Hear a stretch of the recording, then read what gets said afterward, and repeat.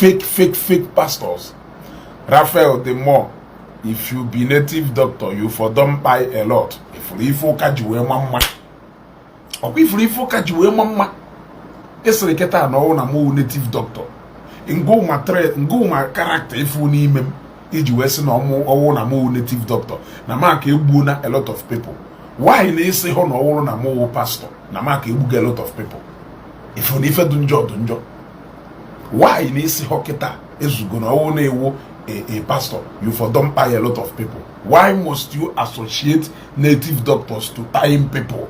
Now go my character or if you flew n'ime iji wesi na owo na mo native doctor na mmegbugo ndị mmadụ, meaning that na ife melu na that character in afọ manifest go in a bad way, because na this character na manifest n'ime Chineke. Ono machi eziokwu mana ọ na ya ekwekwu. Why o ji wee native doctor ka iji wee qualify that bad side of me in afọ na ọwụ na character ahụ go nwe ife na afọ iji wee feel ruo na this guy na act this way. Obviously this guy do this kind of stubborn, this guy ya ha anu ife wụrụ no a native doctor na ka egbusisigo mmadụ. Why na ịzọ na ọwụ na mo pastor na ọwụ na mo bishop or na ọwụ na mo father na ma ka egbusisigo ndị mmadụ? Ife do mma ife do njọ adịkwuye ekwu. Ifo kazuwelu kanko characters o kazuwelu kanko. Onwe so many people na ejoka ya wọwụrụ na father ejoka ha ka egbusia na mmadụ. Onwe so many people ya ewopu church aula ewopu Jesus Christ ewopu Chukwu. Mmadụ yeji wee sewo maka Chukwu if not for God no ka na ka mu ifo na emenal. So ifo kazuwelu waja go ya go. I'm very happy no go jeka we make this confession. Ezeugo na ọwụrụ na ewu dibia na ike egbusigo mmadụ. Esi ho na ọwụ na ewu pastor na ike egbusigo mmadụ. Ifo ka zobelu ka nko characters o ka zobelu ka nko. O nwere broadcast mmemme echi niile ahụ nwere one propaganda and asị maazị dibia ha na spread. Nchọrọ ka nko kwakwala unu echi. Ịghọtago ịma na mbịa kọwa ịghọta ma kọwa hey ya ghọta. Share this video, click on like and love. Ịghọtago I suppose read that na broadcast ya area obido ha drop ba ma na onwe n'ife emewelu. So now I like and love awu all the share about this video. Share this video. Ndembu Monday hammer or Sunday hammer nke taa wee bịakwute ewu ndị fake pastors a. Now I realize them abịago nke taa shop tower na so many of these people ya wapụta ha na agwago no ife do otu amere nji wee kwụsị ije ụka. I have come to realize that some of them when they melo encounter with some of these fake pastors who turn church to business center. You got to go. Ndị nwere experience with them. For the n'ime ha experience how they end the well. So I have come to understand that now so many of them when they nwere bad encounter with some of these men no na altar but all business, because another thing during those days although fashionable mmadụ si no a native doctor. O nwere mgbe ya mmadụ si no a native doctor ana eze ya eze. Ịma na Matthias so wee mee Matthias Shinarin temple akwa ọkụkọ ha so wee mee ọrụ nwa dibia duzie so attractive. Ọdọrọzi ka mgbe ya awụ asị na mmadụ nwa dibia dọka ndị mmadụ ya agbafu. Ịghọtago ha wee bịa mee this nwa dibia yik job wee duzie generally accepted among our people. Ịghọtago among our people ọhọzi ife a na-ezo ezo mana prayer ebere je start godoro nje na ebere gasi ike o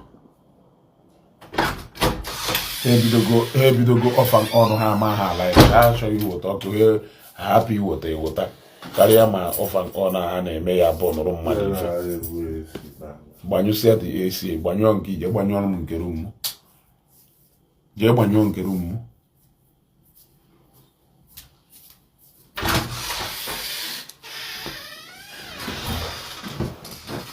So ọ na Nigeria ka anọ ewere ọkụ. So ịghọtara ife na-ekwu now share the only share about this video, share this video maka eventually you na abani asukwa n'ife a na-eme. So those days mgbe oduboro fashionable for somebody to openly declare no a native doctor. And with so many native doctors yi suit banu n'ụka. Ụfọdụ shela akwa ọcha banu n'ụka. But in the actual sense, ọlụ ha chọrọ ịlụ ọlụ dibia. Ịghọtago ọlụ ha chọrọ ịlụ ọlụ dibia in the actual sense. But because na that time or those days, odoro fashionable for somebody to come out and say na abụ nwa dibia. Ịghọtago.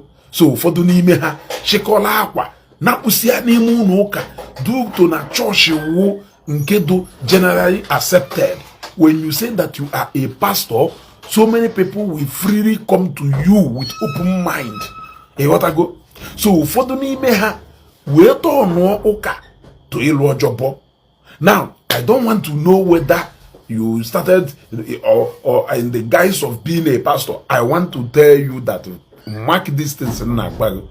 Ebo buna in a J bele. Owe wulu na charge ego.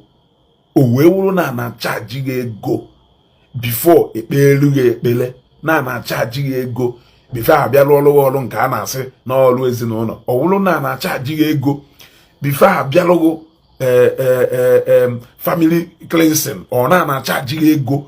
Before abia melu anything. In fact, to even intercede for you na charge ego. Run away from those places. So emewuni putechi niile esem na church nka ohowo church.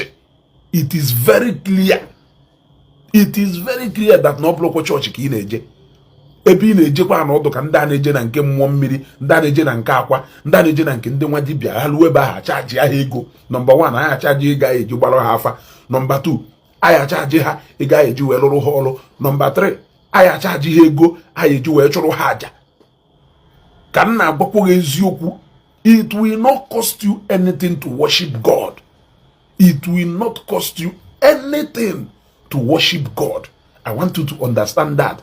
Church you ijelu or na cost your mind like you need to go and hustle money. You need to go and make money.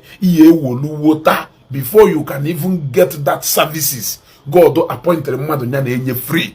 Onyinye ahụ na-efu ka enyere ihe, and the services a na-enye with onyinye ahụ kwa na-efu ka a na-enye ihe. Achọ mmadụ ịpụta na asị m Ezeugo church yeli kere ife kpatara a man of God ya eji wee nwe office sukele ana. Ịpụta da abịa ịbịafe number 1 ọwụ na ọwụ na ịchọrọ ka efie direct na onwere ego na ya akwụ. Onwe ndị na-eme ọwụ na ịchọrọ ka eme express ka ijefe ya ozugbo onwere ego na ya akwụ. Mana ịka na ebe ahụ debe ahụ n'ọchukwu ka ị na-ekpere. Ịka na ebe ahụ debe ahụ n'ọnụ ụlọ ụka ka ị nọ. Ịka na ebe ahụ na-ejekwa n'ụka iso m na-eje. It doesn't need to cost you anything.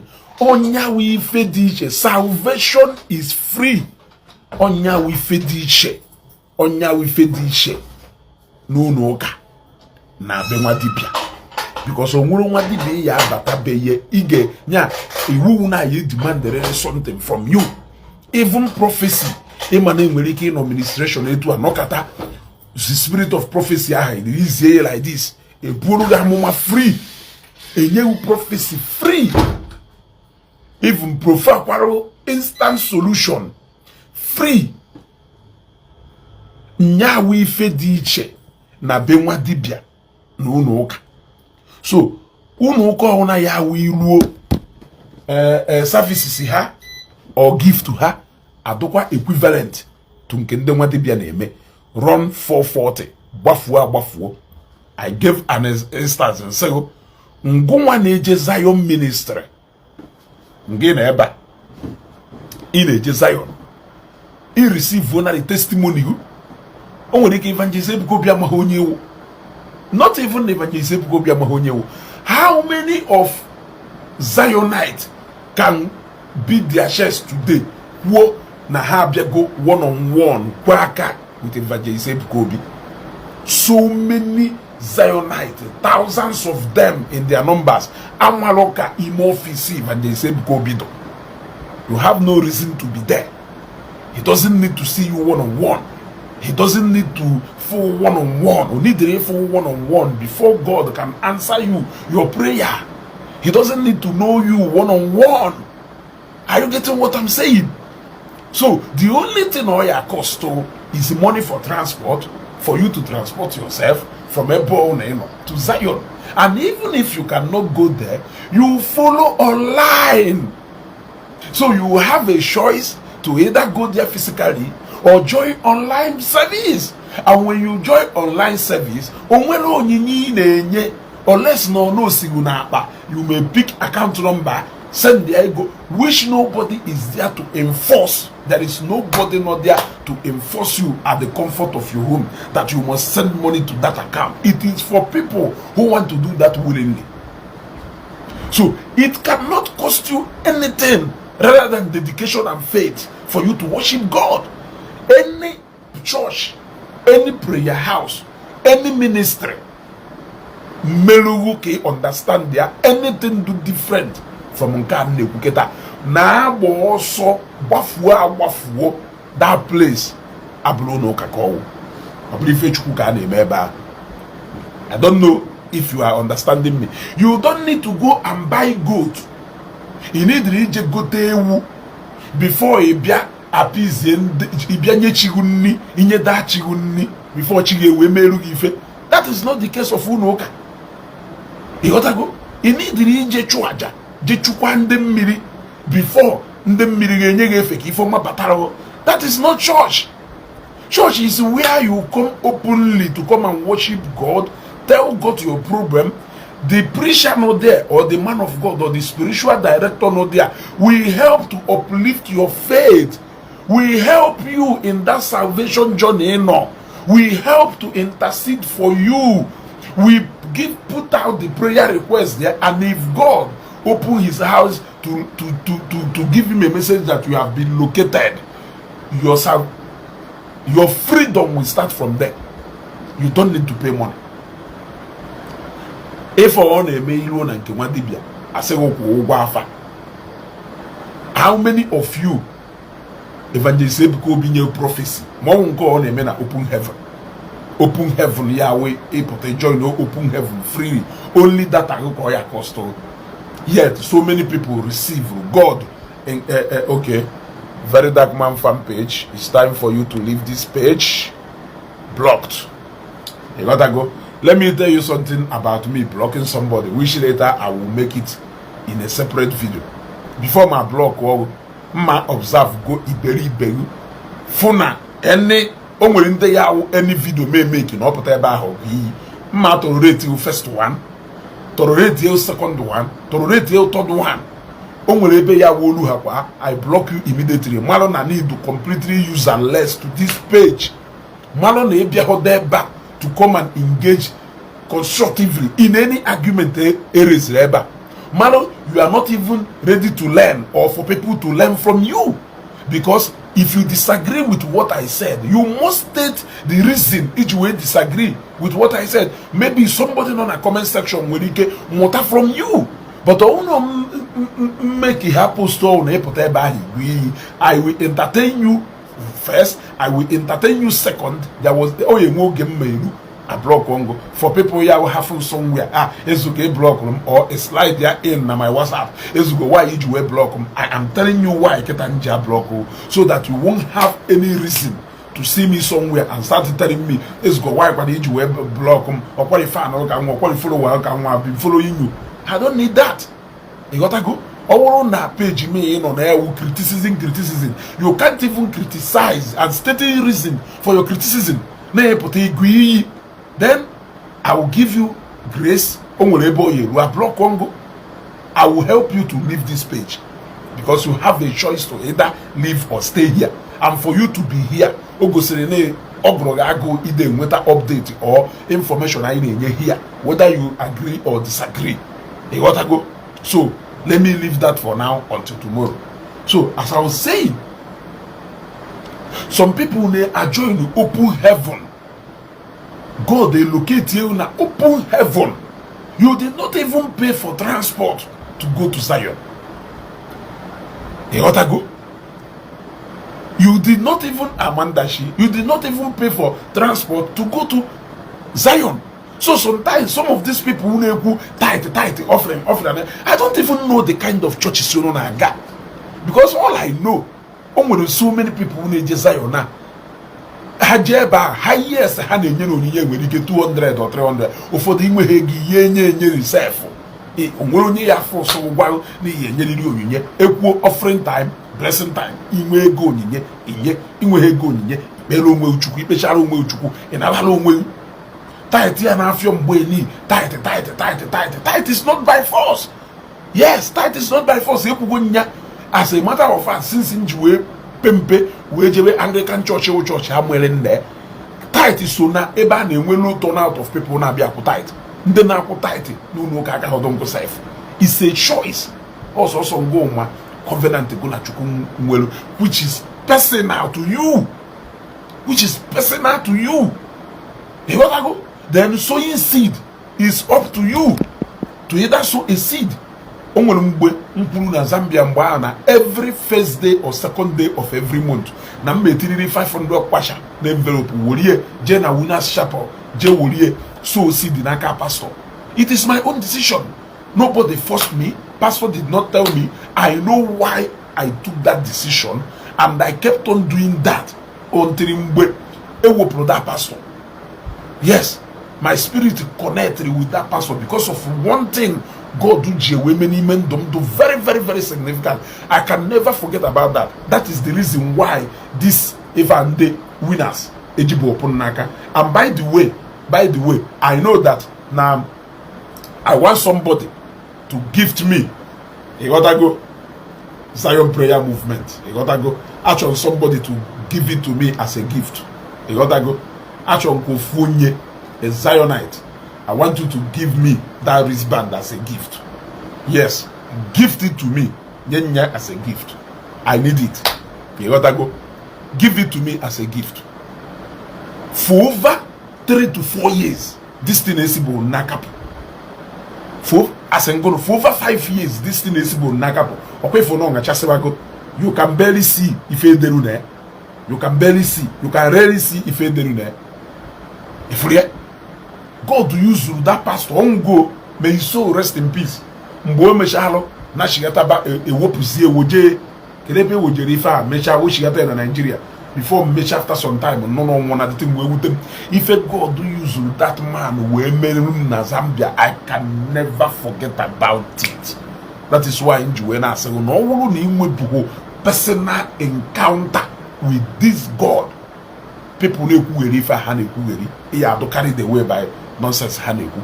But we go personal encounter of anything. It is only decision and dedication. Nobody will even force you to give to the church. Nobody will force you to give to the church.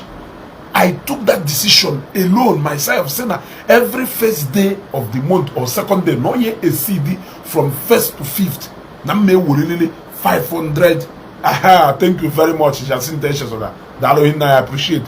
No ye a CD from first to fifth. Na me really 500 kwasha. TN envelope would jenye pastor.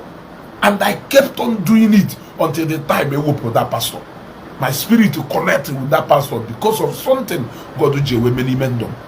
Now, if you have such encounter, when you feel what do we what? So you that is a Zionite, you that is an adorer in Enugu, because this program will generate. Ubulone kagona Father Mbaka figure one-on-one. Ubulone kagona ebube monso Father ebube monso no gulu one-on-one. Ubulone kagona Father okunere no gulu one-on-one. Ubulone kagona Father odommiri no gulu one-on-one. But nyamwe need rokude for one-on-one. If all what they want to do is to come to that ministry, may if I chineke barenya biame, declaration nina hane, it shall be well with you. Ngoma on a crowd, amen. Sometimes a prophecy is a prophecy.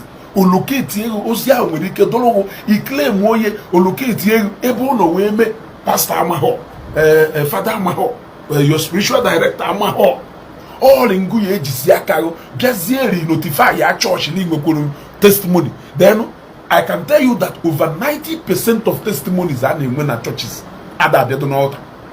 I can tell you over 90% of testimonies. BK Bata, share this video. The first thing you when you join all this broadcast, share this video. Click on like and love.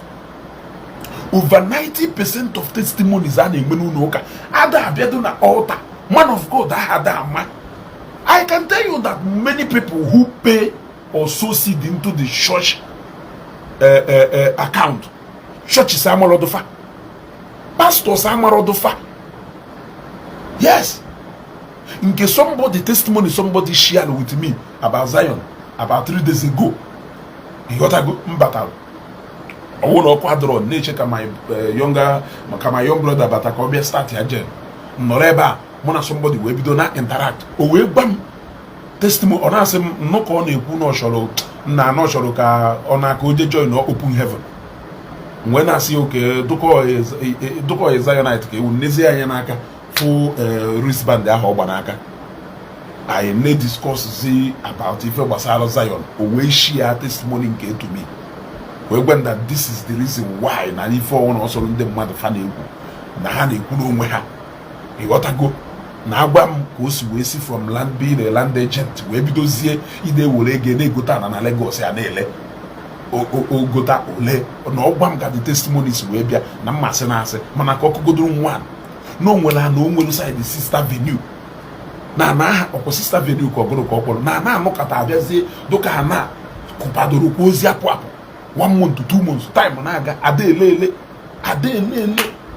also no program ka ọ bịara one day no nwere prayer point evangelist Ebuka Obi reziri either no physically na program or no join open heaven e wee raise that prayer point nyanwa wee kpee okpere ebe a kpechasie ekpere ahụ kwe nkwa na o mehu one weekend o ji wee kpecha ekpere ele a na ahụ ozugbo a client kpọ ochekwa na ọka oje ka o si eje ife mmadụ ife na-eme ego a na ebe ahụ ka ọ nọ wee wolu church ministry account ozugbo wire 500,000 into that account. If I just say because we send the lega, one-on-one encounter with Oya send the lega, only ositri one-on-one office with Onya before Onya send the lega. So sometimes I don't understand. All people reform melu nejiakafa by decision, not by persuasion or by force. Olaka had decided to give in any magnitude, in any level to the church. So pastor wona na charge ndị mmadụ ego were emerụ ihe ekpele onwere ife dị iche na go na mmụọ mmiri afọla anya onwere ife dị iche na go na akwa ọkụkọ because onyinye chukwu na-efu ka enyere ihe a na-efu ka ihe nyekwe. Yes, you allowed yourself for God to use you, so you should give that service and allow the reward to come on its own. That is why in the early stage of ministry of these people, you will see this evangelism, you will see that some of them suffered before they could raise men that has lifted them up today. During their early days of their ministry, some of them so today when you hear people saying you will not understand. You will not understand. Yes. You will not understand. Yes. Yeah, understand. This particular thing how God can bless you if you really have something to offer. If you have something to offer. If you allow yourself for God to use you willingly without anything. Willingly without anything. Yes. I'm man etu a mother akpom na phone Ezeugo Ezeugo send them onye ma. I'm just using myself as an example. Is he not an example of what all these men of God do they use? How you can see them? Onye wana abalezo ship a na-ele 300 million or 150 million. Yamano a member willingly go here. But the fact is that he doesn't need to charge you any money before he can do God's work. So any church you charge or any requirement here water for prayers, run away run away. That place is a wayo house. That place only a native doctor in disguise. For it is only devil that can demand something from you before he can bless you or before he can give you anything. Yes, it is only devil that can demand something from you. Yes, it is simply the time ogembebo ya wapụta asịgo na n'ihi ebulu ji bulu ewu were cowries nka were nka wee wota to the gods of the land. Mgbe ụka bịarụ, people now realize that I can actually talk to my God without anything. That even if I don't have, I can still talk to my God. You got to go? So, onye ọwụna na-achọ ka o change that narrative, onye wayo, see na that place pụta, there is no God there. Onwe go to God, do they are all God, ebute. Onwe ike ọwụrụ ndị akwa ha na-ekwu na ha na-abịa agbọrọ ọgwụ na nke ha. So, ego ahụ ị na-eweta wee gaa ejikwa wee nye alụsị nyo yeri. Yes. Who knows? Members Zion one ka evangelist Ezeugo bima. If I win on adoration efufa na nke mbaka mmadụ n'ime ha ka fada mbaka ma one on one. So kedụzi ebe go na enwe one on one encounter o eji wee sị na ya kwụ 50,000 or na ya kwụ 100,000 or na ya kwụ 200,000. All the people who sow seed into the ministry of this man, who people God bless go one way or the other, who people encounter go grace, who people encounter go way result, way testimonies. Yeah, only them can instruct when I say I need to do this. Take for instance, Onya wotara 700 million according to daddy na altar analo na Zion na nefa, or many people independently. Ezeugo actually me gbajaja na Zion. Ezeugo actually me gbaje 1 trip. Nobody forced them to say you must do this. They are doing it on their own, based on their encounter, based on their experience, their good experience with the ministry. But nobody will give it to you as a condition. Maniru na nka akwafa nda nwelu even nature express ka across all book if there is a price to pay. Consultation fee for you to see him, there is a price. Even I don't know be from 1 million that you must pay 200,000 gogon. I don't know that can be paid from 1 million. You must pay 200,000 if you want to see him express 200,000. Onwelo on a wall, and age 3 million agwo, and age 2 million agwo, and age 1 million agwo. Is it not too expensive? Is it not too expensive? Agwa only ye would tell you, agwa only ye would talk, agwa only ye would talk. Agba oni ye kotify ejije chwaja, agba oni ye kotify ejije chwaja, agba oni ye wotifi eju eje ni ye jenye chihunni, agba oni ye nye chihunni, agba oni ye nye china abuhunni, agba oni ye nye china abuhunni, agba oni ye chukwu ezumezu ben nayo. Ife ni na wego, feni na wego. Onya wifa ha na agba no onyinye kwensu ha wu free. Yes, onyinye kwensu wotisi bia wodisi. Mana these days na nke ikpeazụ a ndị nwa dibịa ọgbara ọfụla ha ya iyari enyeghị iyari ewote isi nya ha yari ewuruchi isi before ha enyeghị isi na ọnwụ onwe nke ha nwe ha enyeghị. So any church follow operating the same way and manner ndị nwa dibịa si operate, run away from that church because no nwere Chukwu nọ there. Nwere Chukwu nọ there. Ama m ifo ye take mmadụ onye n'ime unu fugoro evangelist Ezeugo obi ọ dị izi ifo ya afọ. Or do easy for you of many of you, Ezeugo Zion more than 10 years. Of after that, that is why OJ may fear no na papa. A lot of people are now struggle to have one-on-one encounter with him because they don't fear one-on-one.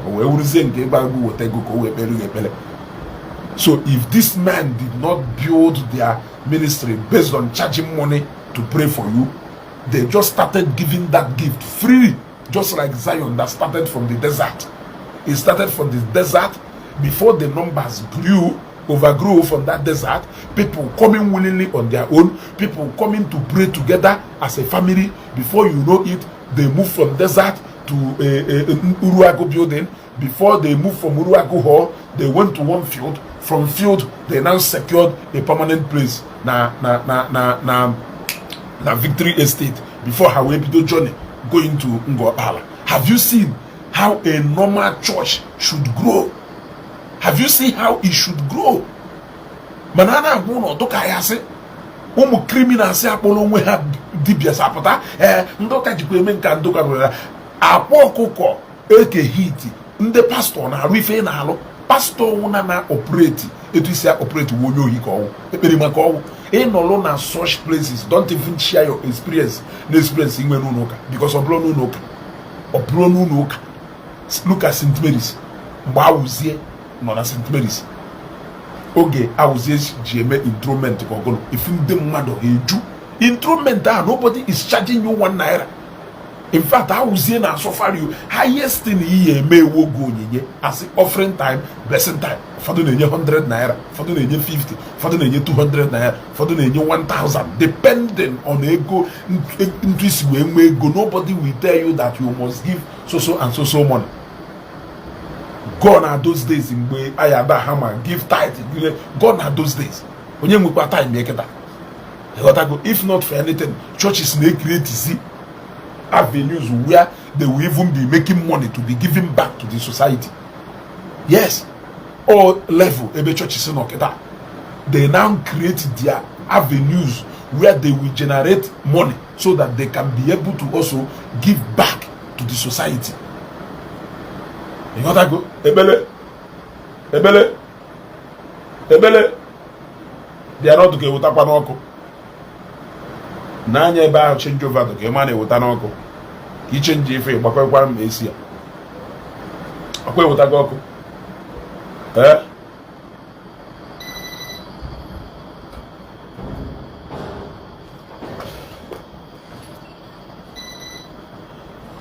You got to go. By go nke room. You got to go.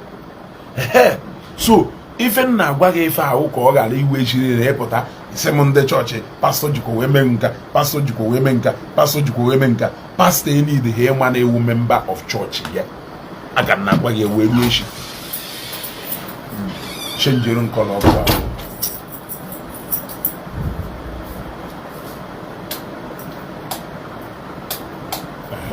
Yes. What I go? Pastor need the human or member of church here. Or if I will feed check. Onyinya mara chukwu n'efu ka ọ na-enye and n'efu ka ị ga-enyekwa ya. Onye ọnwụ na-ahụ enye n'efu ma na ojebuta arụsị ọ ya dị enye nne. Mụnwa Ezeugo gwara ya. Onye ọnwụ na-ahụ enye free. What I go?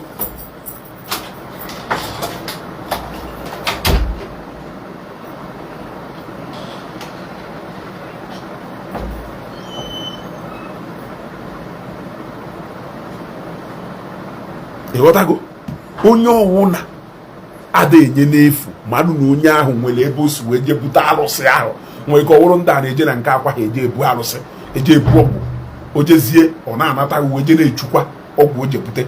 So you should know the difference. Amụrụ chọọchị ị na-eje mana ife na-enye okịta ahụ guideline so that you will know ka ọ ghara iwe chi niile mpụta na-ekwu okwu. Chọọchị nke m na-eje ministry nke align onwe m with other force with ego. I have never had any reason for me to have sleepless night because I have to give money. If no game program nango all people need volunteer to even pay for transport for people. All people need volunteer to even pay for feeding for people. Nde mmadu si n'obi na-eme nde chukwu nde firu na chukwu goziri ha enough. You give. Some of those people jewelu those ministries mgbe he nwere anything and yet nobody stop them from coming. Onwele twist wee do wee bata n'ụlọ ụka taa chọọchị agba ochili azụ.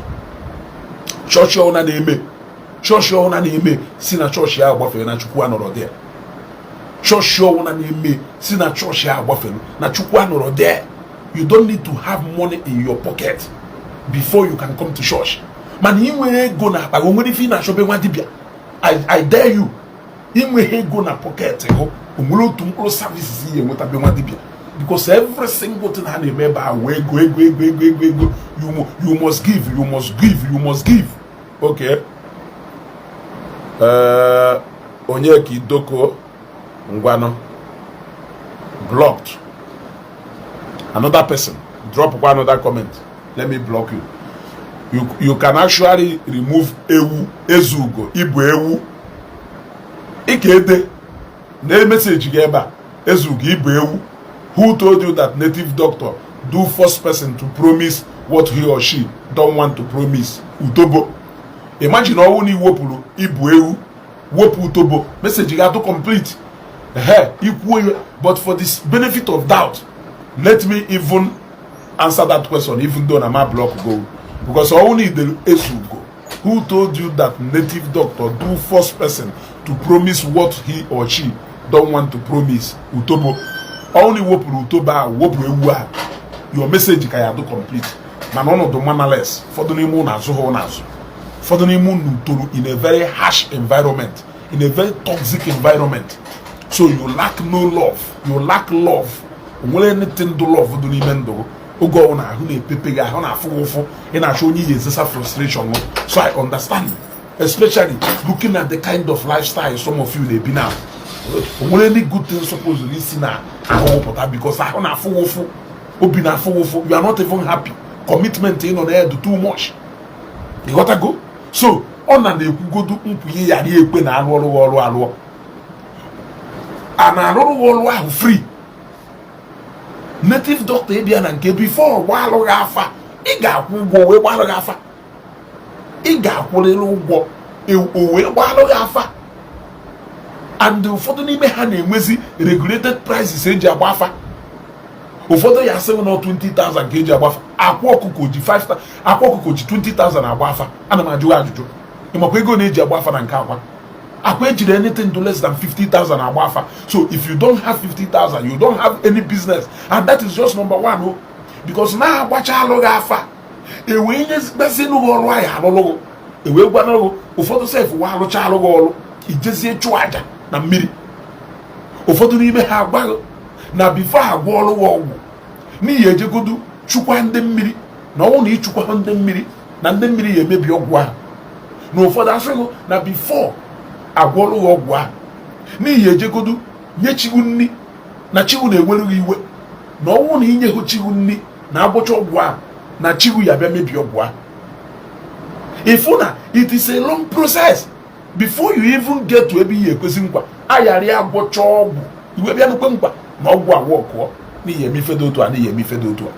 So kelu ifo onye biara ebe a na-ekwuzi mụ na ya kịta kere onye wuzi ewu ọ na-ekwu ụfọdụ n'ime ha sịgo na ga-akwụ na ya ụgwọ mana n'ihi ewota ego I challenge Ekehit mgbe a bụ Ekehit na o nwere one of my friend mgbe ọ na-ekwu na ụbọchị alụghị ọgwụ na 4 days ọrụ ha ọrụ come I give you your money back wee challenge ye wee gwa na onwe one of my friend mere business many years ago na business ya na-egwuri wayo and na ego aka dependent na ego awụrụ na akwụkwọ ya as of ebe 2 years ago or so challenge ife a or 3 years ago na ego awụrụ na akwụkwọ ya na ego awụ a lot of money na no you enwe 10 million from that money upon na mo gbariye na egbocha ọgwụ na ife awụ ọkwọ n'ihi enwe 10 million from this money 2 million for jig 10 million for you upon na ma agwa gain 10 million n'ihu still oge ọ na-enye condition ọ yeji wee rụọ ọrụ a okwu na number 1 na mma eji aka mbịa ebe ngwari ya no my friend ka a na-emere deten I don't know why o ji wee chọọ ka m nwere aka mbịa ịghọtago. Then na number 2 na ife o jikwa agwọ ọgwụ ahụ obere ife yes na ife o ji agwọ ọgwụ ahụ obere ife na mma provide every single thing do needed for iji wee gwọ ọgwụ a kama na ego mma akwụzie ka ọ ya asị mmụ hapụwa mana mma provide godi ife ọ ya eji wee gwọtata ọgwụ ọ na a separate video ka o kwuziri na mụ na ya agba ndụ a follow what is needed from him before his God can actually before I can ebe salom chukwu na efenu ife woman. But this is something you can easily go to church.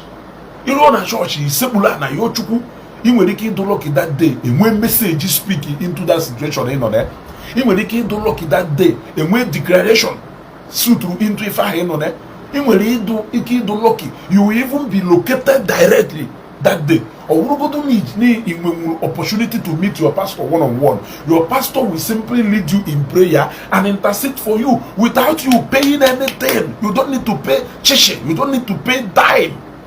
Yes, you don't need to pay chichi or dime. So this is why you see people going to church, Abraham, they don't need to pay anything before they can communicate with God. So ngoma ka habia soro womenana na habia soro womenana mefa or do sheep. Is it sheep or do sheep can na gba upon namu to make a hit challenge but ni for work you will have 10 million still also do ko woze maka 10 million na wo legwe gukolo material o ejiru olo o ka na ekwu na mu ka ye woti ifo ye jigokota material maka ha ya gba say okay na o ya charge ego the boy esidebe we help owo go wote ego ka ego ife aye jiru ọrụ alụchazie ọrụ work ekuzie ya ụgwọ ị na-echezi ka agbago material ya ejiru ọrụ ọgbara na ya ewota isi cobra na ya ewota isi monkey na ya ewota ọkpa elephant ọgbakọsịchala gị ife niile ahụ ọgbaghị na ego ihe ewota anyị ji wee gụkọta material 1 million or not 200,000 or not 100,000 or not 300,000 ego ọrụ ga adụbụ okwoyo ego ọrụ gị ụgwụ mgbe ọrụ wọk ziri according to them then ijezie n'ihu arụsị kwezie nkwa wee gwazie arụsị na ọwụrụ na o merughị ife iwotakwu na ego anyị ejiri rụwa ọlụo iwotakwu ịkwụgo ụgwọ ewee gbalụ gị afa ịkwụgodoro ụgwọ ewee gbaa afa wee fugodo ife ahụ onwekwa ife dola ikiri maka ọ n'afa ahụ ka anyị anọ wee fụ na ndị mmiri ihu na-agwụbe nna gị na ezumezube nna gị na ndị chi gị adụkwa happy with you na afụgodokwa na ndị ha dụrụ happy with you na ka ya ejegodo chukwa nda ewee nwee ike wee gụtazi ife anyị ejigwọrọ gị ọgwụ ịkwụchakwa na your dues you will still have to make promise ịya anọkwa n'ihu alụsị gwakwa alụsị na ọ wụrụ na ife a ebia yue na o meru gị n'ihi ewota ewu ọ n'ihi ewota efi ọ n'ihi ewota ife dị otu a ọ n'ihi ewota 1 million ọ n'ihi ewota 2 million. Have you seen how expensive commitment ahụ dị? So kedu ife ị na-achọzi ka ite chụpụta people from where they are worshiping their God free of charge? Nobody is charging them. All they need is to just to pay transport, just get out, and if at all they want to give, they give without anybody pressuring them. Onye kan jiwe gba na any church yi na-eje eji udo kedo ni ya da bodo nwe si na church ya pụọ na church ya ha do real. Yes. Offering time when they are irute be ha no ese to achigaro ọkpa. Irute be ha no ese to achigaro ọkpa. Ha na-eme megide wee n'ụbọchị Chineke tiri ego na pocket for them to give offering. Ha enye offering. Ụfọdụ narị abịacha church gbasa anaba ha ejebe na fikara eji ijeri mara iko sikapa ha yesi. Ịmọkwa mmadụ one na-eme ewuru ha akpara isi bịa nye Thanksgiving n'ụlọ ụka. Ife a na-agbasa ụka efugo widows ịtọ na ịnọ ha dọrọ na dọ fada ma ọdọ ụkọchukwu ọ na dọ pastọ ịghọtago isikwa etu a masakwa rice ahụ ndị mmadụ ebukọrọkwa ya na. So what is that? The reason why you I'm telling you that Christianity can never leave Africa. No matter the number of people it can never leave Africa, because that is where you come to God the way you are. Nothing is demanded from you, no sacrifice is demanded for you, there is no qualification, there is nothing. Just come to God the way you are. You are accepted. Church, you want a condition, run away, there is no God there. All what the same them. All the same those people. All ha change garela ha yira akwa white mo o suit. O carry head to ahụ. So honey, look at nda macha akwa ọcha nọ na nke mmụọ mmiri na vida post. Look at those people. For them to be a Kulo member, do you know how much it cost all of them? Okwori ego ha kwụrụ a raw cash. If a pastor na agba convoy ta, for pastor bi n'ụlọ elu, if I willingly ego ndị ụfọdụ ndị solu CD ahụ ma ọdụ ndị ahụ mmadụ na-anọkọta etu o jidego church account ọnọkọta ọkwụ ụgwọ ma ọ ọnọkọta send take for instance the rival pụtakwara ụbọchị a butere Evangelist Ebuka Obi electric car drone na-esi na-apụta. The rival wodogwu onwe onye amaghị ịnọ na trade fair ma onye na rival ọgwụ ịbịara abịa ọnnukwute ọga He's a billionaire. Now this same man during 100 days emere na nga ọkpara wepụtara time o hapụ business ya na Lagos ebe a na nga ọkpara nyawu onye isi committee 100 days emere hapụ ife niile ọ na-eme ọgaranya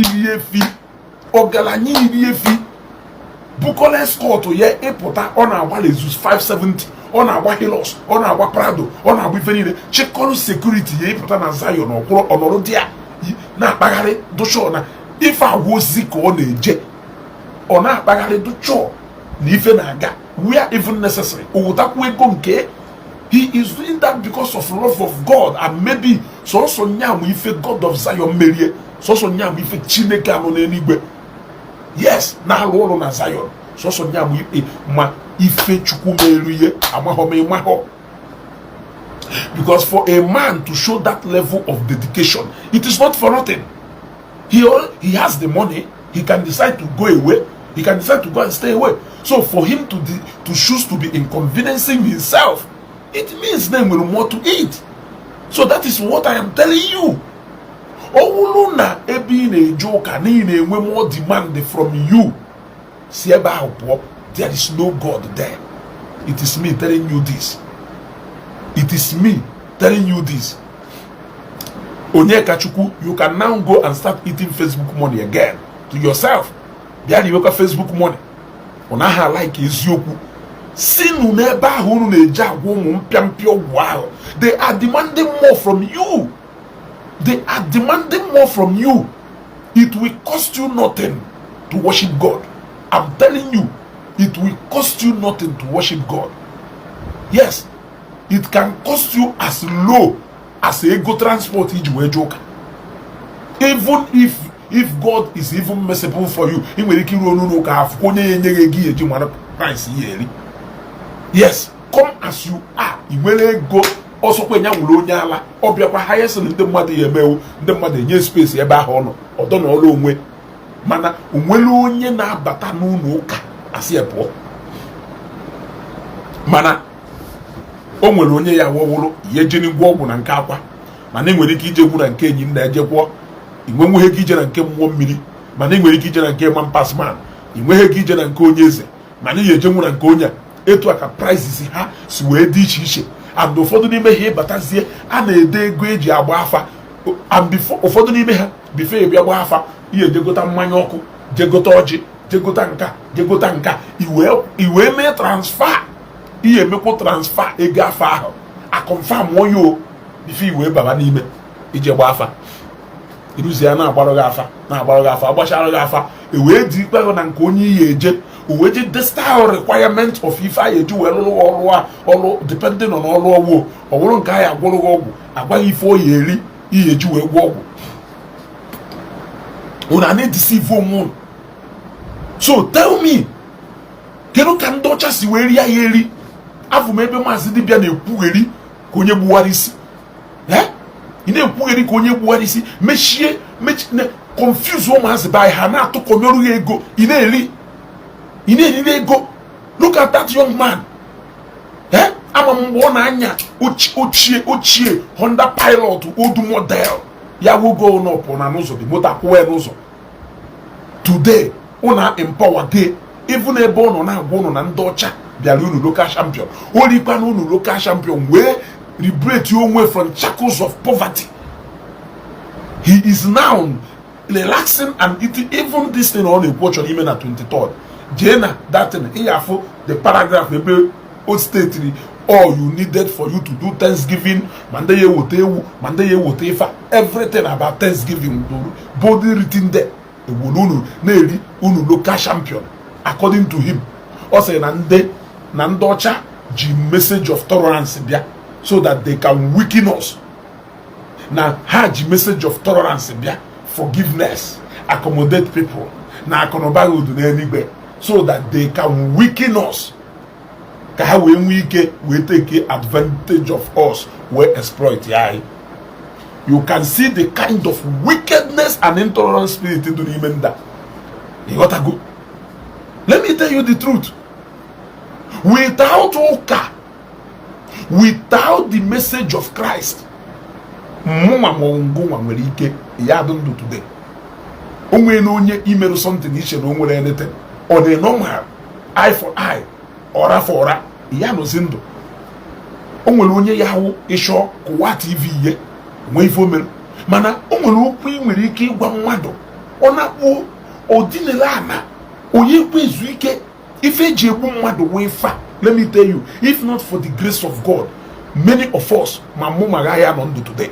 Anyị emeta n'ife do capable of igbu anyị ana ọkwụ so afa Chukwu onye ahụ pụta ọsị maka Chukwu. If not for God, if not for God, if not for God, if not for God, that message of forgiveness, that message of tolerance mere iji wee dụ ndụ taa, mere iji wee dụ ndụ taa. Ndị ọcha wụtara anyị na ndị ọcha bịara be anyị wee fụ na ọ gharala m achụpụghị iwuru ohu, gharala m asịsị ji etu ịhụ na-aja ọfịa, gharala m asị na king amago iwu sisi gbuo onye, gharala m asị na onye wee stand judgment. Ndị ọcha wee gwa anyị that Christ is love, and na onye fụrụ mmadụ n'anya supposedly they look out for onye a you forgive. Now along the line, government do introduced so that it can be regulated and passed into law, so that you will know that no bulu na Bible won't get appeal to your conscience. Government and the way won't get state that law clear, telling you that na no bulu na ime ife do to the good judgment ye before law. Even along the line, Ndosha introduce what human right befa, still to make sure that na right of human beings to preserved. That human right only eventually to hamwa ibuzo ofodo ndo obodo ebe human right na arụ ọrụ wonya meru na ofodo ebe ahazi enye paying sentence, ma no life imprisonment. Osiba be Ndosha we gbara takwa bai usoro bai we je be Ndosha osibe Ndosha we gbara tabai. Every single thing Ndosha wutala ebe a wife ha na practice befa. Look at today, America kita enweghị ike inye ukpaying sentence, UK taa enweghị ike inye ukpaying sentence because na human right na arụ ọrụ ebe a or olu atụọ life imprisonment. Nigeria say wurukwane imekwu ife na Nigeria kita kama a enye ukpaying sentence ahapụ na ya nọ na life imprisonment. Tolerance ịdaga iwu a taa afụfụ a, mana oge ahụ oge ndị nna nna anyị ha oge nke nna nna anyị ha wụ instant judgment wulu n'okwute tuwuo ya na enu ife dị otu a kpụpụrụ ya na market square mee ife a banish enyi many nka. They brought message of Christ which is love, accommodate each other.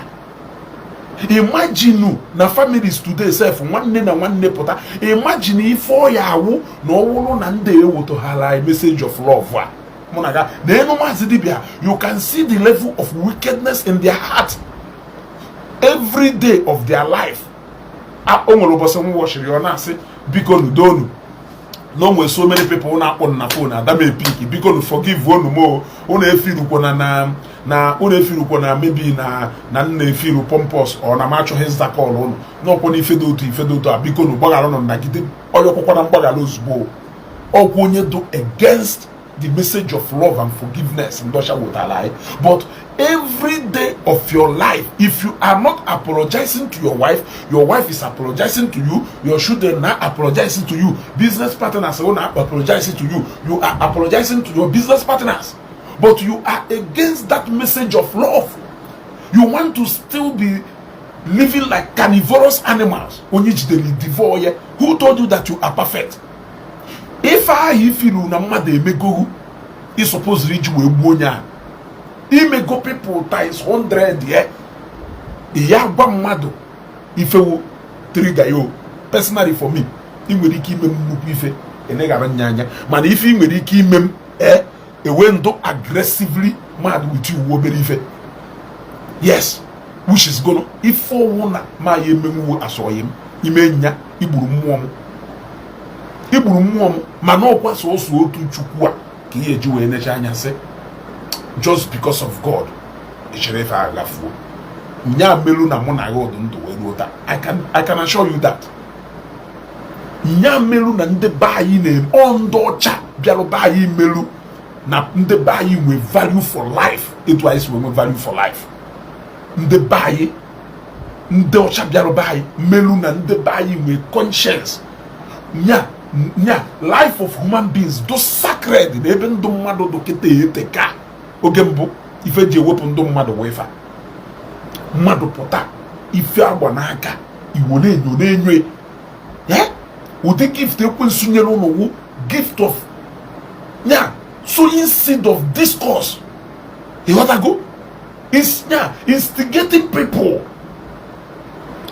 Don't you know that you living today is because of that grace? It's because of that love. Yes. Ime ụfọdụ ife ha eneghara anya. O nwere ụfọdụ ife ihe emechasịcha mmadụ onye ahụ anakwuo ọya alaha ụla. O nwere ike osi ha ebe a ọ pụrụ anọba n'ife ọjọọ ya emeghị ọba bọọsụ na-eje Lagos na-erute na Benin ka o jere ife ogebe meseji apostle salesman. That message nkịtị ose ogelu ogecha ha meseji a chịkọrọ ife niile agafuo n'ime ọfịa ọ na-achọghị ịmụ ife. Matthias nyewe people preaching, keep preaching to people so that their moral and their state of consciousness do stable. Keep preaching to people. You can never preach every day. Or either abandon mmadụ otu mbụọ ntị nọ omenala anyị kwurugono na ọjị iwu ife eji n'ọbịa ọnyawu ife ya dị eme. Okay, you are talking rubbish. Ụzọndụ Michael, off you go. You could have said what you wanted to say without him saying you are talking rubbish. Onye ka nji si na mafugonu ụdị omenala ụlọ chọrọ ibutela anyị. Omenala of no respect, omenala of enweghị nsọ, omenala of ịdụ mannerless. Ọ ife ụlọ chọrọ iwetala anyị. You are talking rubbish. Ndị ọcha are the one that brought all atrocities in our land. Why can't you say ndị ọcha are the ones that brought all atrocities to our land? Must you say you are talking rubbish? If I ever had negu, so I block you. We continue. And nevertheless, I will still answer this question for the benefit of people who are watching me. Can you the atrocities in Dosha with Halai? Can you tell me one atrocities or one atrocity in Dosha with Halai? They cannot tell you. They cannot tell you. Eh? Jukwa from today we reaching in iyi ko ya da go oya gba ye nete iji we go se unu nwere di forma here onwere forma here it underestimate here ife ndocha wotala anyị. We were practically living like animals. Ndocha ha awakening our mental wellness, our emotional balance, our alanya. Even though Chamele Baino, Erika, they opened our eyes to the reality. They linked us to the rest of other worlds. We saw what is happening, what was happening. We were living like animals who been mafia. We are merely surviving. Today, Mazidibia can make research based on modern technology. Ndosha they rely. Why always trying to castigate you against Ndosha? Why always trying to hit your head against Ndosha? Ụfọdụ n'ime ụmụnna anyị ndị niile na-ekwu eri ife ha nchara ị na-ebibe nwa onye ọcha na-alụlụ nwa onye ọcha ọlụ nwa onye ọcha na-akwụ ha ụgwọ ha were bịa na-edozi their ancestral home. Yet ndị ọcha merụ ha nka, ndị ọcha merụ ha nka. I want to know if onye ọcha merụ na-eruru ụlọ elu today be nna gị because of nwa onye ọcha. Niile use phone today, you can communicate to your mother. I'm on time or telephone nitel. Adam Dodoloki. As early as ebe 1999, 1998, 1997. I can do lucky. Now my house on ebe no buy, cause on a few places ebe phone nitel. Because now I'm madone na be buy abia zakol. I'm madone na abia buy na mama ya kwuru no ya akpọ na nwanne ya n'obodo iwo kwuru no ya akpọ ha abia do no cha n'oche ana ndudu Lucky na oge ahụ na akpọrọ phone night Dubai ọhụkwụ na Dubai ofudu na palo ofudu na room my dad na my mom. You can pick up from anywhere. Momu mmadụ one do opportunity na mgbe. That was where we were coming from. Nanya monago maluzie called during the time of our forefathers here na-ekwu. Tell me why these people can never appreciate the white man for once. How difficult to call Dolai surviving in the 1990s? Do you know how difficult it was for us to survive then? Do you know how easy life has become for us now? Malo Kodo during the time of our forefathers, they practically lived their life as if they're completely disconnected from the reality before the white man came. Eventually took some of them back. After undergoing training, they came back here. A lot of them brought many innovations that brought us to where we are today. How can you deassociate Christianity to where we are today? You can never. They can make the message to be so attractive. Why they are spreading lies that they came with this one, it did not work, they went back and they came with Bible. As of that time they came with Bible. On a Bible adrobefa Oga Haji message of the city away bye. Christianity won lead the industrial revolution all over the world, even in the Asia. Yes, Christianity will lead the industrial revolution all over the world, even in the Asian continent. Yes. What is it you don't want to understand? Bible or na Bible hadrobefa. Majority of uno kanine alone na Britain and the government government na sustain itself ndolo odroto ka Nigeria here ebe government ya emebodu nke ha suppose ime o we ije ego n'ụlọ ụka. So did they he wotalai if they use befa? That is a question. He wotalai if they use befa? When those people brought this good news gospel to us, slave traders what business people then. Look at you now. Now South Africa today. In will shop maybe in a mellow genuine business. In will shop maybe in a Sydney. In will shop maybe in a Nigerian food. In will shop maybe in a phone accessories. In will shop maybe in a week. Other people be a paranazogu. Other people be a paranazogu. It is where be mellow genuine business. Can we be a zogu? Can you feel like Gregonanda? Interest will do different. If reason do different. If you name do different. So how are you always happy as a Nigerian no South Africa make genuine business? Neno kahana ekuna Nigerians work kahana as South Africa. Are you always happy? So what on earth can these people do? At the end of the day, Kelonye so we fighting. By the way, at that particular time, majority of merchants known as this slave trade Ndibo, blacks, Nigerians are from the Yoruba and Defa.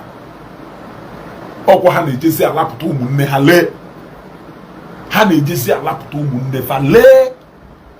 Now, who fought and ended slave trade in Nigeria? Melisreso, a missionary, Bekwaleba, Onyocha. So, Owolo na faji ewe bia. Owolo na faji ewe bia. Ka ha we wori and buy. Why did it also take somebody from their place to come and fight against that injustice? Is that not enough reason to show you that they came on a different mission? They came on a different mission entirely. The missionaries later took some of our people as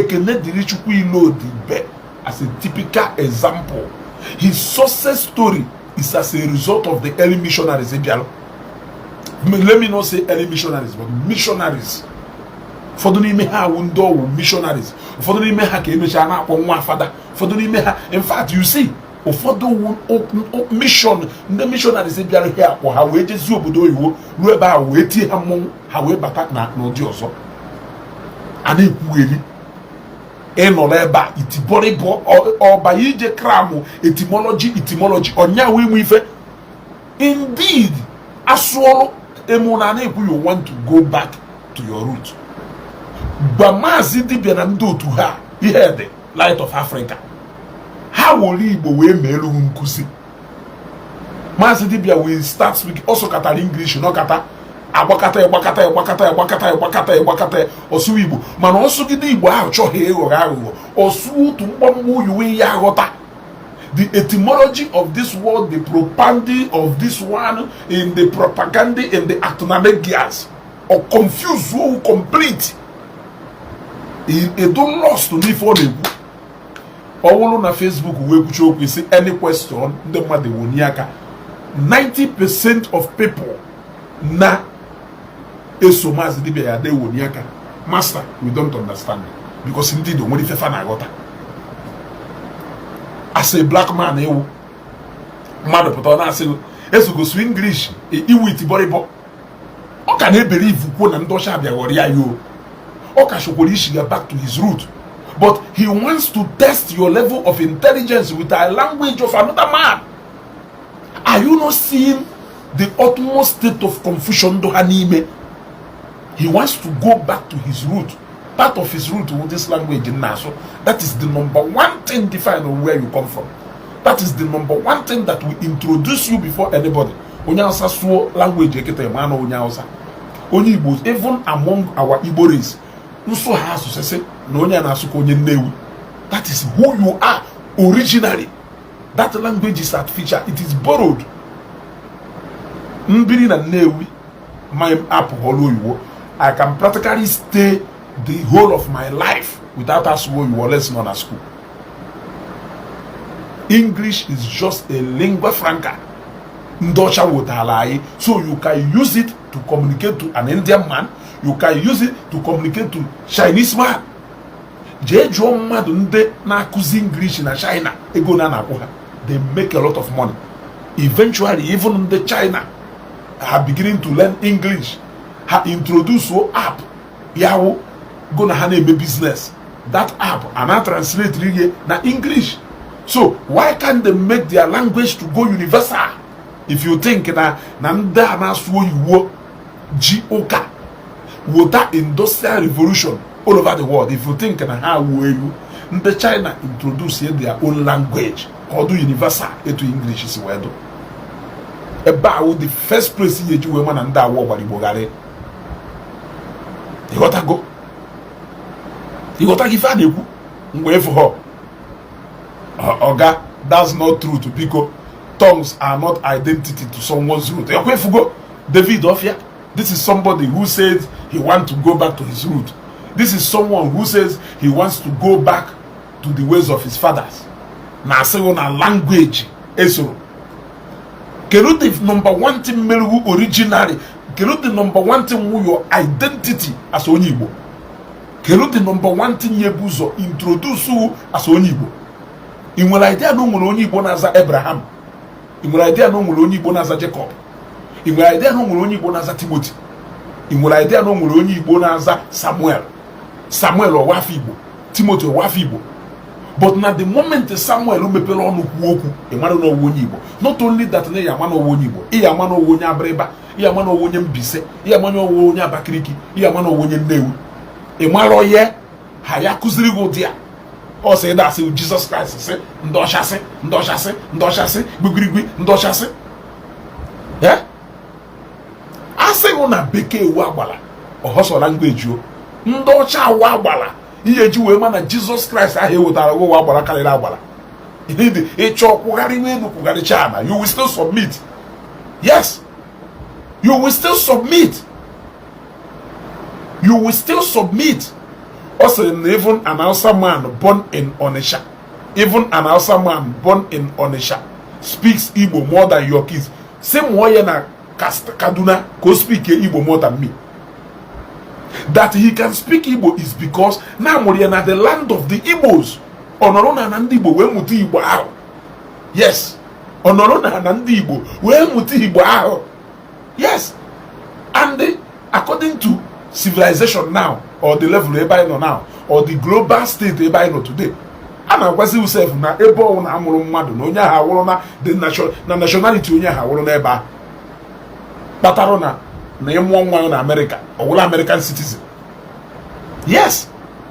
Na nationality. And then let me tell you, because of this migration, you will eventually find onye Igbo who's onye America. You will find onye Yoruba who's onye Igbo. You will find onye Igbo who's onye Hausa. Because at the end of the day, some of them may not even want to go back to Eba Ahasi. They will find it comfortable to naturalize Eba Hamolofa. So when you talk about nationality, it has to do with Eba Hamolomado. So amụrụ onye na-akụziri unu ife a na-akụziri unu ji wee na-amụta na ndị Igbo ji wee dị superior karịa ndị ọzọ niile. Who told you? Gụnụ mepụta nwulu. Kedu ife unu mepụta nwulu? Eji masị ofe ọra, ofe onugbu. Njụkwa glasị iri ofe onugbu. Ya ma. Ụfọdụ ife a na-esikwu kịta amanya nwere ofe onugbu. Ụfọdụ ofe egusi a na-esi kịta amanya nwere ofe egusi. Ọkwa ofe egusi ndị Ghana na-esi. Ọkwa ofe egusi ndị Ghana na-esi. Ofe egusi ndị Yoruba na-esi. Nya wee pụta ọsọ egusi ambassador of ofe egusi. Okafọ Collins ebe ị na-eje eteka si mụọ ya na Kaduna, si mụọ ya na Jos, nya sụrụ Igbo. No na-asụ Igbo because na amụrụ ya n'ala Igbo ebe that Igbo language wo their number one identity and the origin. Nya originally onye Igbo ya da asụ Igbo. Amụkwaghị n'ala Igbo ka language chọrọ ịda asụ. Amụrụ na ndị Igbo ebe a na-asụ Igbo. So you will get used to language a na-asụ ebe ha amụrụ. Kedu onye na-edeceive do na ife? Kedu onye na-edeceive na ife? Kedu ife dị ife ha na-akọrọ na this 21st century? You can learn, like you can freely learn.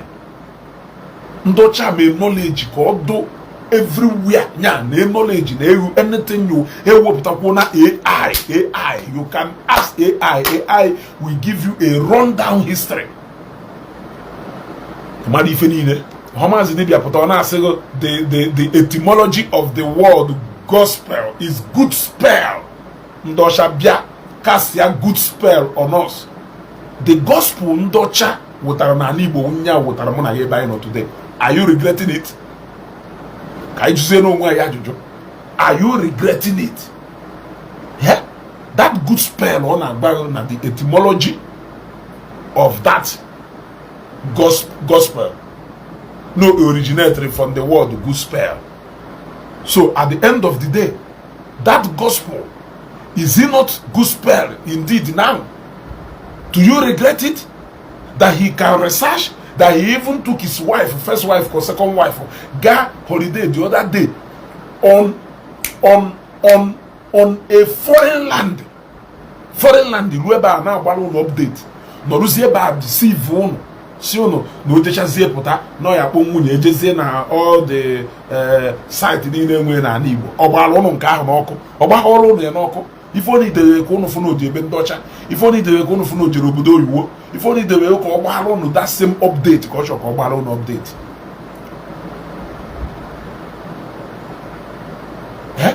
So kedu ife dị ife ahụ a na-aghọdogha aghụghọ ife a? Kedu ife dị ife ahụ a na-aghọghọ aghụghọ ife a na this 21st century? Ka mmadụ ya da Maazị Dibia na-akụziri na full moon Igbo calendar year.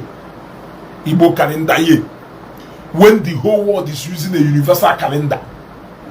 A universal calendar. Ndị China na-celebrate onwe ha Chinese New Year.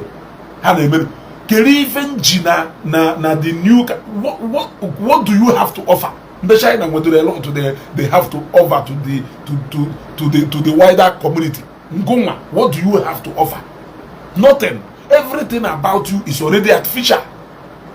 Everything about you is already artificial. Some of you are unable to run program na your various pages in Igbo language because you want to get wider audience. You want to get audience from Yoruba. You want to get audience from Hausa, but you are talking about Igbo heritage. You are talking about who we are as Igbo people. Why are you involving other race then? If it is all about Igbo, speak in Igbo, we will understand. Yeah? Speak in Igbo, we will understand. Yes, that is who we are. So everything about you, everything about your existence is already all about Westerners. It is smelling Western. You cannot take one and reject the other. They came with a good spell, as you said, and you accepted every other good spell, even the migration they introduced to us. Because them coming from Befa to here is where the beginning of migration in Africa began. Today, because they have come, because they have established that route, you are now willingly transporting yourself free of charge now to their place. You are enjoying that too. Let us agree that Ofoduni may have been able to come and look for greener pasture. Ngumu ije behata jena alụọ Ezeugo. Ngumu ije behata jena atụ akwụkwọ na-eri ha mgbada. Is it not a repetition of Ifahina Akuzufa na family years ago? Is it not the same thing that we are doing? If they have not come here, how will you even know that you can go there also to go and exploit? Ana m ajụ ajụjụ. Ị gbagacha ife niile okwu, ị ya gbaga nwa onye ọcha okwu. Ị na-agbaga nwa onye ọcha okwu, ị na ọdụ ka mmadụ na-eri nri na-asịghị n'iwu onye ala na nwere ife ihe emenwu, but ọ nọ na-eri nri, ọ nọ na-eyi akwa, ọ nọ na-alahụ na your house, nọrụkwa ebe ahụ na-asịghị na o nwere ife ewu na-ewu nke ahụ, when you know that without that person you cannot even breathe. Onye na-alụ onye karịrị anya, onye na-ene onye karịrị anya awụ, onye na-alụ onye karịrị ya anya awụ, anya nkịtị ihu ife na-ene. There's no doubt about that. Christ is the king. That singular message of Christ is what are today. Oh, what a light. If I had to say, let there be light, there was light. Indeed, are you not seeing the light? Let there be light. Your ancestors had wise. If your ancestors can against if I na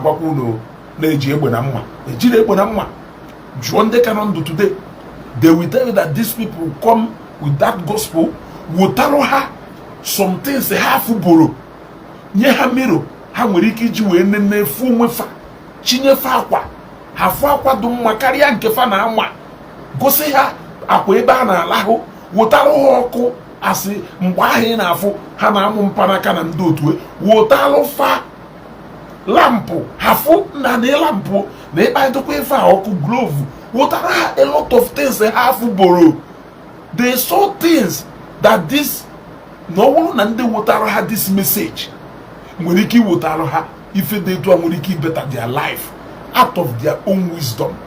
Foduni Meha was able because now the Jokaram Baho make the one if Dibia or Makido will talk about a generation hata, more ye buruha, more enemy hatch also, more enemy hatch upon a chopo. Okay, Opa Behaka had you will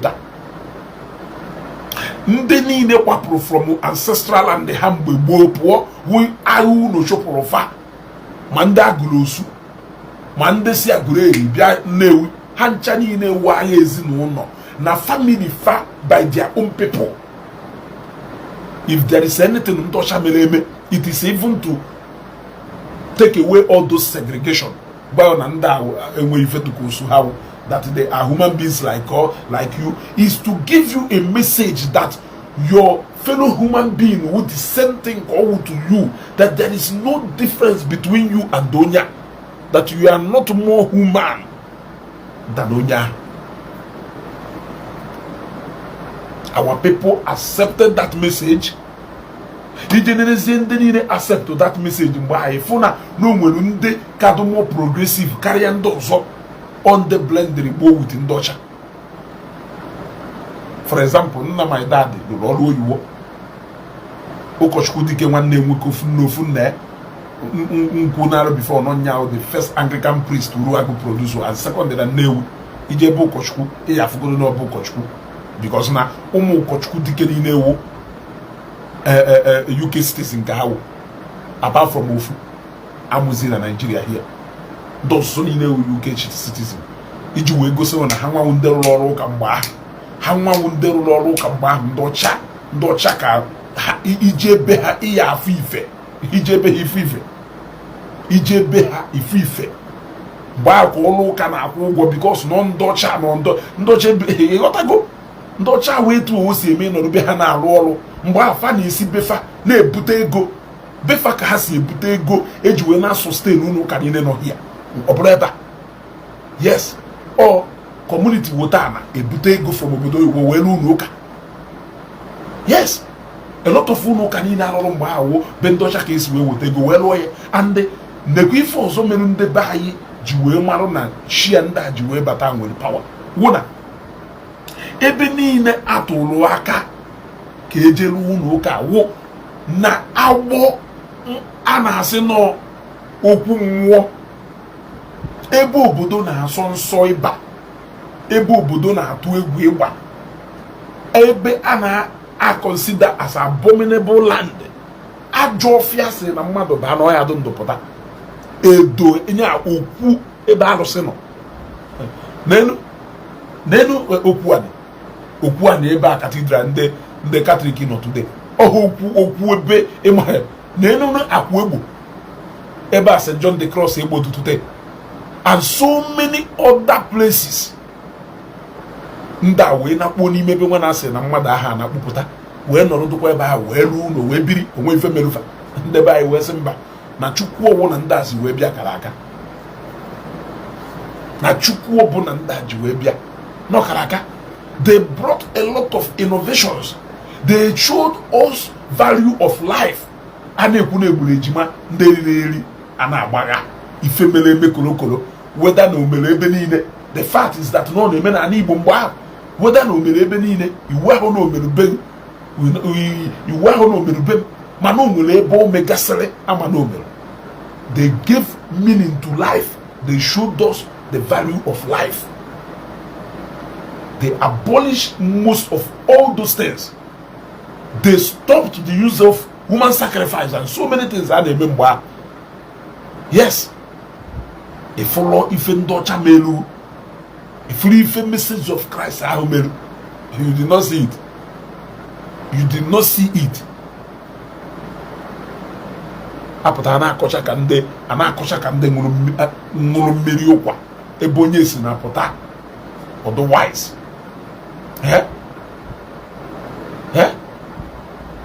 ebe onye si na pụta eji ime asịghị China onwekwa ndị China ahụ na-eje ụkata okwu onwe ndị China na-eje ụkata kedu ife mmelufa ha ji wee hapụ China be ha jewe ụka sequester kedu ife mmelu ha ji wee jewe ụka today kedu ife mmelu ya jụ onwe ya ajụjụ ebe onye si na-apụta na ala Igbo onwe champion also destroying we follow the capable of doing so if they destroyers mmadụ mechaa n'ụwa ọ na-preach against the message of love forgive your neighbor maazị dibia gbayo na ndị ọcha ji ewe ma ya we do week over gono alụsị niile ndị ọcha bụbụrụ ba ya awụ na museum ka a deberie ife fada ọkụ na-ele na-emeta fada ọkụ na-ele jebute arụsị o dewe na museum the generation na-abịa ya emechakwa ife ha ọ ife ndị ọcha mere ha wuji ife niile a dewe na museum onye kpatara na o nwere ụfọdụ ha bidokwara ịreta ọnụrụ ndị nwe unu nyekọta nsogbu wee buru ebi ụkwụ ụnụ bak nwere ife ha ji emefọ ndị sịrị ego na ndị ọcha bịa bụrụ arụsị ebe a were arụsị ahụ wee je ọkwọrị ụgbọ mmiri ka ha ji wee si obodo oyibo pedal how many thousand miles away na sea do how many deep wee bịa Africa here he disappear wee bịa here yes he disappear wee bịa here o gosi na technology adugo befa before they came here o gosi na technology adugo befa before they came here seke onye gba na alụsị ahụ ngwa kedu ife unu ji alụsị ahụ wee mepụta mgbe ọ dị ebe a nwere ife unu ji alụsị ahụ wee mepụta mmiri na ọwụrụkwa na ndị ọcha abịaghịkwa onwerekwa ife unyi ejikwa alụsị ahụ mepụtakwa ndị ọcha bịazie after ha gosichala anyị na ife adụ powerless na onwe ife a nwere ike imere ụlọ oge ahụ iweta ha ewu sacrifice iweta nka eweta ha nka eweta nka ha wee gwa ụnụ that you don't really need to pay anything. It cannot cost you anything to serve God. It cannot cost you anything to serve God.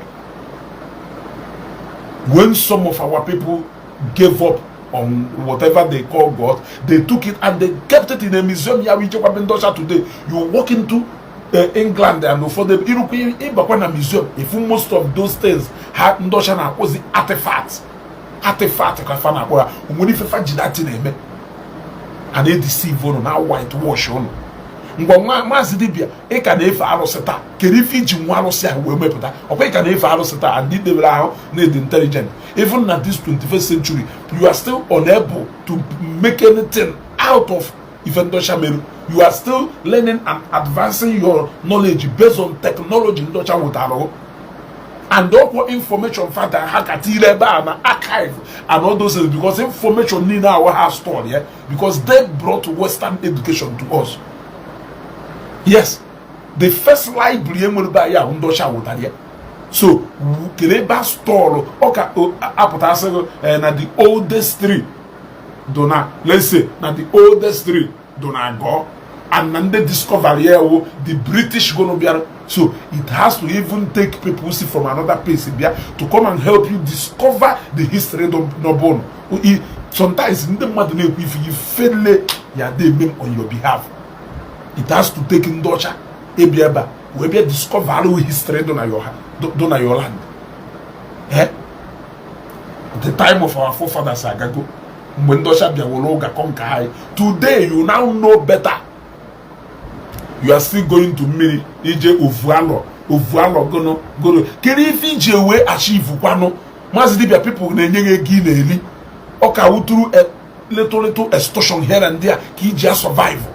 What is that invention you have been able to do? You have not invented anything. You have never discovered anything. You have never added from Nkendo. In fact, you are still existing based on Nkendocha de Belu and nothing else. Nothing else.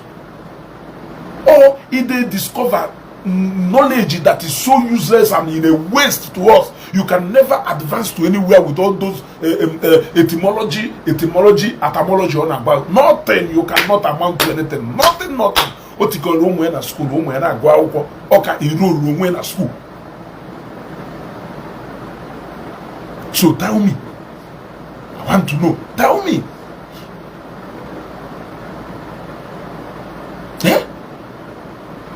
I don't understand. All these messages and you preach, where is that message going? Of what use is it to us? The world is fast becoming a global village. At the time, there will be a time where you come from will no longer even matter. Nobody even cares to know where you come from. By the way, this issue of migration started even after Ndocha Becham. Yes, Enorobo say akashamu na agbago no wori already. Indeed, even na Newi enwere nde already. When they agureri kogono, when they yeah, all people who see from different places, majority of people na Newi biara na Newi, meaning that Newi abroad their original origin is from Newi. Akashamu gwara ya no already kahasi. Yes. Has no already settled down na Newi today. Blend there na Newi, Bano Muna na Newi, Meven Newi, Zavande Newi that they abandon their already culture and tradition and they start abiding now by culture and tradition of the Newi. It will continue. It will continue. It will continue. It will not stop.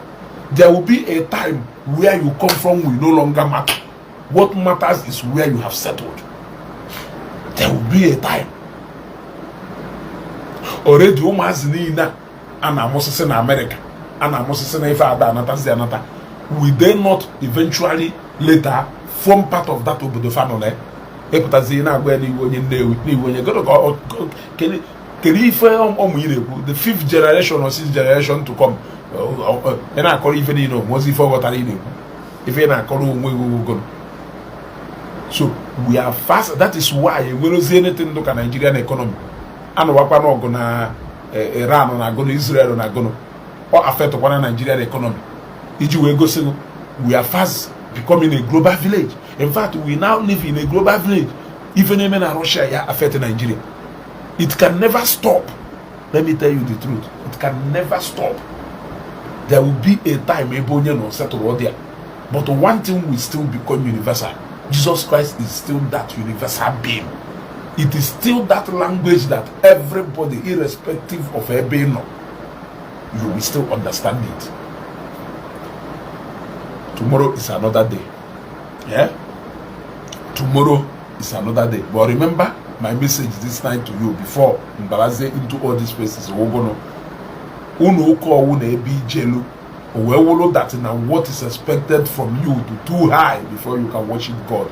Run away from there. That place is not a church. Eba abu dibia in disguise. It is only one dibia yenye condition or you ebelu ife. Unu ka de condition. I can decide tomorrow on next Sunday to go and worship in Winners Chapel. I can decide tomorrow to walk into any Catholic church. Interaction with somebody, they may not even know that I'm not a Catholic. I may decide tomorrow to walk into any church and go and worship.